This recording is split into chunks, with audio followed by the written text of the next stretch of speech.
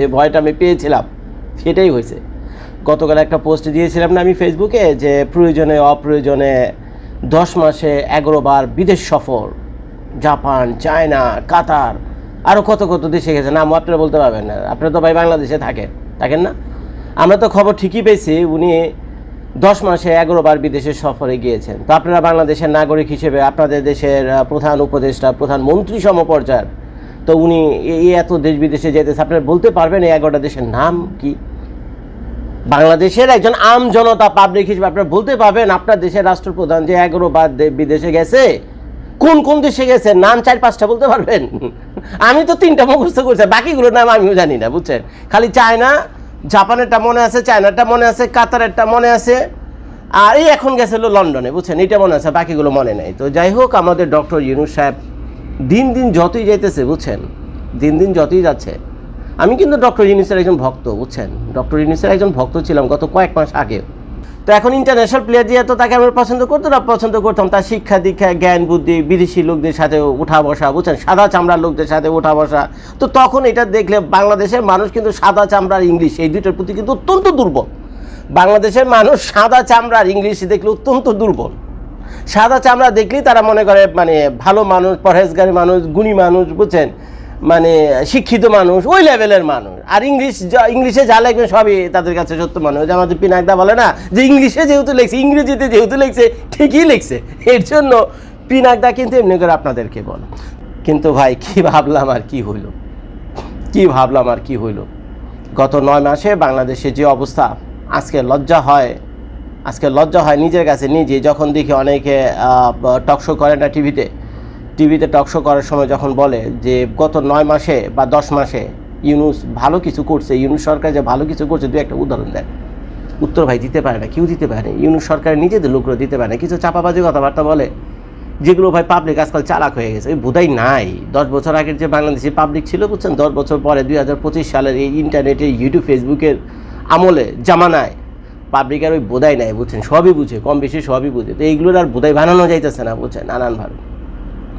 যেমন দেখেন, এই ডক্টর মোহাম্মদ ইউনূসের বিদেশের এই সফরগুলোকে জায়েজ করানোর জন্য নানানভাবে আমাদের সাথে মিথ্যাচার করা হয়েছে, বুঝছেন, নানানভাবে আমাদের সাথে মিথ্যাচার, ছলচাতুরি, ভুয়া পক্ষর ইনফরমেশন দিয়ে ফেসবুক, ইউটিউবে সয়লা। কী হলো, জাপান গেছে, জাপান বলে বাংলাদেশের জন্য হাসপাতাল করে দেবে। আবার বলে চীনে গেছে, চীনে বলে বাংলাদেশের জন্য হাসপাতাল করে দেবে। এখন বলতেছি তুরস্ক গেছে, তুরস্ক বলে বাংলাদেশের জন্য হাসপাতাল করে দেবে। কী রে ভাই, দেখি সবাই ঠেকা পড়ছে, খামাখাই কেউ চাই না হাসপাতাল করে দিব। ভাই যখন হাসপাতাল ওই তুরস্ক এসে বাংলাদেশে করবে 1000 শয্যা বিশিষ্ট, যখন চায়না বাংলাদেশে এসে হাসপাতাল করবে 1000 শয্যা বিশিষ্ট, তারপর এসে করে এগুলির নামে কোনো খবর নাই, হাসপাতাল নামে খবর নাই, কে কইছে, কারে কইছে, কোন জায়গায় আলোচনা হয়েছে, সত্য মিথ্যা কোনো যাচাই বাছাই কিছু নাই। একে দেদারছে এগুলো ফেসবুক, ইউটিউবে সমানে চলতেছে, মিথ্যাচারে ভাই ভরা, মিথ্যাচারে ভরা। একটা জলজন্ত মিথ্যার উদাহরণ আমি আপনাদেরকে দিই, কষ্ট লাগে ভাই। আমি কিন্তু ইউনূস সাহেবের একজন ভক্ত, এখন ভক্ত হয়েছে দেখে তার সমালোচনা করতে পারবো না, তার দুই একটা ভালো মন্দ বলতে পারো না, এটা তো ভাই হইতে পারে না। কল্লাটা তো বেঁচে দেয়নি, এই যে কল্লাটা দেখতেছেন না, কল্লা তো আর বেঁচে দেয়নি, ঘাড়ে তো কল্লাটা এখনো আছে। আমি তো ইউনূস সাহেবের খাইও না, ইউনূস সাহেবের পড়িও না। হ্যাঁ, ইউনূস সাহেবের ভক্ত যেমন অনেকে আছেন ইউটিউব, ফেসবুকে আমার ভিডিও দেখেন, আপনারা আমার ভক্ত কি আপনারা মাঝে মাঝে খারাপ কিছু বলে বকেন না, প্রতিবাদ করেন না? এটি তো হওয়া উচিত, এটি তো পার্সোনালিটি, ভালোকে ভালো বলবেন, মন্দকে মন্দ বলবেন। তো আমি এই ভিডিওটা করছি ইউনূস সাহেবের একজন ভক্ত হিসেবেই করতেছি, কিন্তু তার ভালো মন্দের সমালোচনা করার অধিকার পুরোই আমার আছে।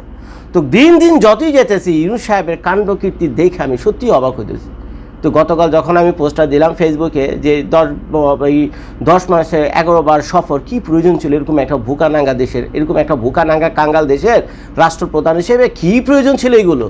আরে মিয়া, আপনি তো চামড়ায় নিয়ন্ত্রণ করতে পারেন না। বাংলাদেশে হাজার হাজার সমস্যার ভিতরে একদম লেটেস্ট একটা প্রবলেম ছিল চামড়া, গরুর চামড়া। মিয়া এইটা তো প্রবলেম সলভ করতে পারেন। সে এসে জাতির উদ্দেশ্যে ভাষণও বললো চামড়াটা আমরা হ্যান করছি, ত্যান করছি, ন্যায্য মজুরি পেব, বিনামূল্যে লবণ দিচ্ছি, হ্যান করছি, ত্যান করছি।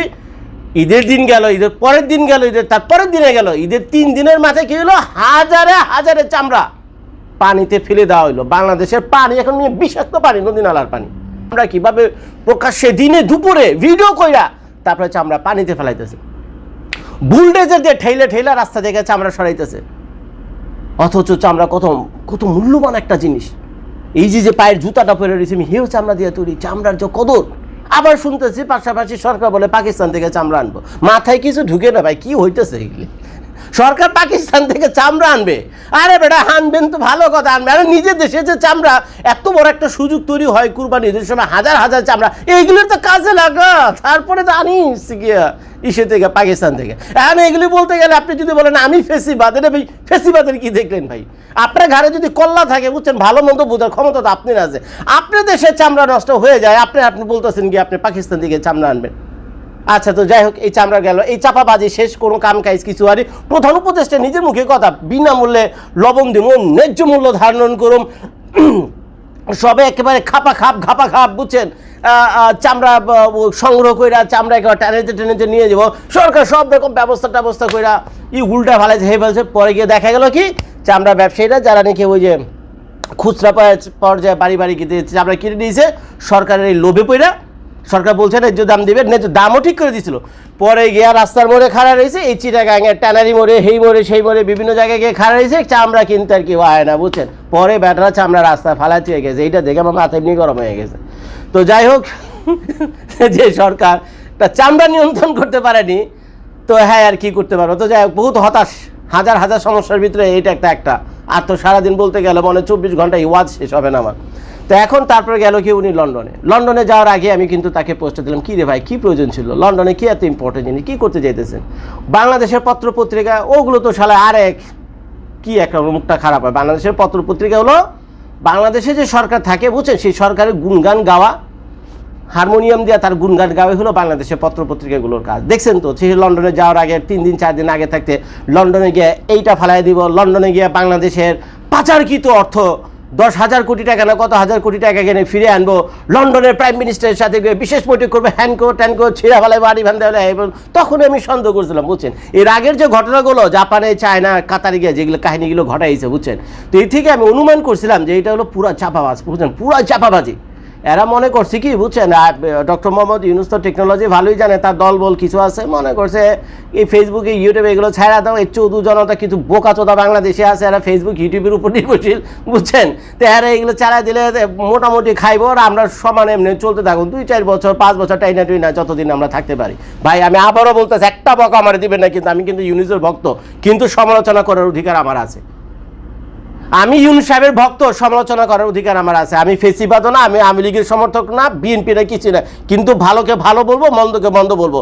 ঘাড়ে ভাই মাথাটা আছে, বুঝছেন, ঘাড়ে যদি আপনাদেরও মাথা থাকে, বুঝছেন, সত্যকে সত্য বলেন, মিথ্যাকে মিথ্যা বলেন, অন্যায়কে অন্যায় বলেন, সামনে খাড়াই করবেন। তো এখন সে গেছে আকাম করার লেগে লন্ডনে, যা ভাবছিলাম তাই হয়েছে। লন্ডনের সরকার মনে জানেই না যে বাংলাদেশের সরকার প্রধান লন্ডনে যেতেছে, কি এক লজ্জার কথা মিয়া। লন্ডনে ব্রিটেনের সরকার প্রধান মনে জানেই না, সরকার লোকজন মনে জানে, ভাব খাপ দেখে আমার কাছে এমন মনে হইতেছে ব্রিটেনের সরকার জানেই না বাংলাদেশের প্রধান উপদেষ্টা যেতেছে। আর যদি বা জানেও, বা তার মনে হয় দেখে অবস্থা দেখে মনে হইতেছে কোনো বেলও দেয়নি। আমি একটা দৃশ্য আমি আপনাদেরকে দেখাই, কিছু জিনিস হাইড করা হয়েছে, বুঝছেন, কিছু জিনিস হাইড করা হয়েছে। এই যে এখন দেখতেছেন না, প্রধান উপদেষ্টা আমাদের, আর সামনে একটা মহিলা সুন্দরী হাসতে দুইজনে মিলে যাইতেছে। ডক্টর মোহাম্মদ ইউনূস মহিলাকে জিজ্ঞেস করতেছে, কি আপা না কি বলছে, ম্যাডাম বলছে, কে জানে, যাই হোক, তো বলতেছে এখানে তো খুব ঠান্ডা। তখন আবার এই ম্যাডাম আবার বলতেছে স্যারকে, হ্যাঁ স্যার, এই লন্ডনে বাংলাদেশে যেহেতু একটু ঠান্ডায়, কি সুন্দর খোঁজ গল্প করতেছে, বাংলাদেশে হাজার রকম সমস্যা ফালে রেখে সে লন্ডনে এসে বাংলাদেশের সরকারি টাকাতে, ঠিক আছে, বাংলাদেশের সরকারি টাকাতে। আসুন, তারপর ভালো কথা, এইখানে গিয়ে দেখেন যে ভিডিও টেপটা আপনার বিভিন্ন টিভি চ্যানেলে বা বিভিন্ন জায়গায় দেখেছেন। একটা ভিডিও চ্যানেলও কিন্তু আপনি এইটা দেখেন, প্লেন থেকে যখন নাইমা আসে, প্লেন থেকে যখন নাইমা আসে, ওই ভিডিও টেপটা কিন্তু হাইড করা হয়েছে বাংলাদেশের টিভি চ্যানেলগুলোতে। কেন রে ভাই, কেন এরকম লুকাছবি? হ্যাঁ, আমরা তো দেখছি, কেন এত লুকাঝুকা? বাংলাদেশের টিভি চ্যানেলগুলোটা হাইড করে গেছে। কেন হাইড করছে জানেন? কারণ সেখানে প্লেন থেকে যখন নামছে, না ঘোড়ার ডেমের লাল গালিচা তো বহুত দূরের কথা, ব্রিটেনের প্রধানমন্ত্রী তো নাই, ব্রিটেনে দেখেন নাই, এই কাহিনীতে আমি পড়াইতেছি। ওনাদের পার্লামেন্টের যে এমপি, ওনার এমপি মিনিস্টার যা কিছু আছে, বুঝছেন, উঁচু লেভেলের, আচ্ছা উঁচু লেভেল বাদ দেন, বুঝছেন, মন্ত্রী মিনিস্টার লেভেল বাদ দেন, সেকেন্ড লেভেলে আসেন, সেক্রেটারিয়েট লেভেলে আসেন, সেক্রেটারিয়েট লেভেলেরও কেউ আসেনি বাংলাদেশের প্রধান উপদেষ্টাকে রিসিভ করার জন্য, অন্তত হাই হ্যালো থ্যাংক ইউ বলার জন্য, অথচ শুধুমাত্র এটুকু বলার জন্য, welcome to great Britain, welcome to great Britain, এটা বলার জন্য কেউ সেখানে আসেনি। কি লজ্জা। এখন প্রধান এই ডক্টর মোহাম্মদ ইউনূসের কাণ্ড কীর্তি দেখে এর চারপাশে কারা আছে, অথচ সে ওখান থেকে যাওয়ার আগে আমাদেরকে বললো কি, শফিক সাহেব ওনার প্রেস সচিব আমাদেরকে বললো কি প্রধানমন্ত্রী যে আছে ব্রিটেনের যে প্রাইম মিনিস্টার আছে, ব্রিটেনের প্রাইম মিনিস্টারের সাথে তার বলে স্পেশাল মিটিং টিটিং হবে, ওরকম একটা বিশাল আয়োজন চলতেছে। পরে দেখি পুরাই ভুয়া বক্কর, ব্রিটেনের প্রাইম মিনিস্টার তো এখন ব্রিটেনই নেই। এই খবরটা ফাঁস হয়ে গেছে গতকাল রাত্রে, এই খবরটা ফাঁস হয়ে গেছে গতকাল রাত্রে যে ব্রিটেনের প্রাইম, এগুলি কি ভাই ফেসবুক ইউটিউবের জামানায় কি এগুলো মানে রাখা জানি, গোপন রাখা জানি? উনি যে প্লেনের ছবিটা দেয়নি, প্লেন থেকে যে নেমে আইলো, এটা না উনি গোপন করে গেছে, কিন্তু ব্রিটেনের প্রাইম মিনিস্টার যে ব্রিটেনে নেয় এটা তার গোপন করার সম্ভাবনা যাই না গেছে মিয়া। এটা গুগলে ঘাটলে আপনিও পাবেন। উনি মেয়ে ক্যানাডাতে আছে এখন, আমার পাশের দেশের ক্যানাডাতে আছে। ফেল করতে করতে ওইখানে গিয়ে গেছে, কি একটা শরমের ব্যাপার। তো পরে কি প্রশ্ন, এখন আপনাদের বিভিন্ন প্রশ্ন থাকতে পারে, তো জজ ভাই তো উনি ব্রিটেনের কেউ লোকজন নাকি আমন্ত্রণ জানেনি, ভালো কথা, আমন্ত্রণ জানালে তো একটা প্রোটোকল পাওয়ার কথা, আমন্ত্রণ জানালে তো একটা প্রোটোকল পাওয়ার কথা। এগুলো তো কিছু আমরা দেখলাম তো ভালো কথা, তো গেছে কি লেগে, গেছে কেন, দরকার কি? বাংলাদেশে তো চামড়া সমস্যা আছে, চামড়া সমস্যার সমাধান করো গাবিয়া। পরে শুনলাম সে গেছে ওই যে এই যে দ্য কিং দ্য চার্লস নাকি চার্লস দ্য কিং থার্ড, ওই যে 3 নম্বর যে রাজা আছে ব্রিটেনের, বুঝছেন, সে একটা ওই হারমোনি পুরস্কার না বলে কি একটা পুরস্কার আছে, বুঝছেন, সেই পুরস্কার দেবে, সে বলে নমিনেটেড হয়েছে। কাহিনী আবার আরেকটা হয়েছে, অনেকে দেখি ইউটিউবে ভিডিওগ্রাফ ফাটা ফেলাইতেছে, সেই 2025 সালে যে হারমোনি অ্যাওয়ার্ডের জন্য যাদেরকে নমিনেট করা হয়েছে, সেই নমিনেট লিস্টে আমি এই ম্যানের নামও নাই মিয়া, ডক্টর মোহাম্মদ ইউনূসের নামও নেই। লজ্জায় আমার মাথায় হেট হয়ে গেছে। এখন পুরস্কার পাওক বা না পাওক সেটা আমার কথা দরকার নাই, হয়তো সেই লিস্টে যে সরকারিভাবে যে লিস্ট উইকিপিডিয়াতে দেওয়া হয়েছে সেটাতে হয়তো তার নাম টাম নাই, হয়তো স্পেশালভাবে গোপনেও তারা দিতে পারে রাজা গিয়ে, দেখ সেটা আমার কোনো সমস্যা নাই। বা একটা কথা আমি আপনাদেরকে বলি, কি এত আছে রিওয়ার্ডের ভিতরে, পুরস্কারের ভিতরে কি এমন আছে? আরে ভাই, আমাদের আব্রাহাম লিঙ্কন সারা পৃথিবীর 10 জন প্রেসিডেন্টের ভিতরে একজন, সারা পৃথিবীর 10 জন প্রেসিডেন্টের ভিতরে একজন হলো আব্রাহাম লিঙ্কন মিয়া। রাস্তায় বসে মেয়ে জুতা সেলাইতো, কত কষ্ট করে পড়াশোনা করে উনি ওকালতি করছে, উকিল হয়েছে, উকিল টুকিল হয়ে কেমনে পলিটিক্স আইসা বাংলাদেশ আমেরিকার প্রেসিডেন্ট পর্যন্ত হয়ে গেছে। সেই প্রেসিডেন্ট থাকা অবস্থা উনি একের পর এক যে ঘটনাগুলো ঘটে গেছে, যেভাবে উনি আমেরিকাকে শাসন করে গেছে, সারা পৃথিবীতে আমেরিকাকে কোথা থেকে কোথায় নিয়ে এসেছে, এগুলোর গিয়ে মিয়া বলে মানুষ মিয়া। উনার কয়টা পুরস্কার আছে? এই মিয়া আব্রাহাম লিঙ্কনের কয়টা পুরস্কার আছে? কয়টা দেশে গেছে উনি পুরস্কার আনার জন্য? পুরস্কার দিয়ে কি হইব? মানুষ তো মানুষের জন্য কাজ করে, মানুষ 2-3 পর মরে যাবে। কিছু মানুষ এমন এক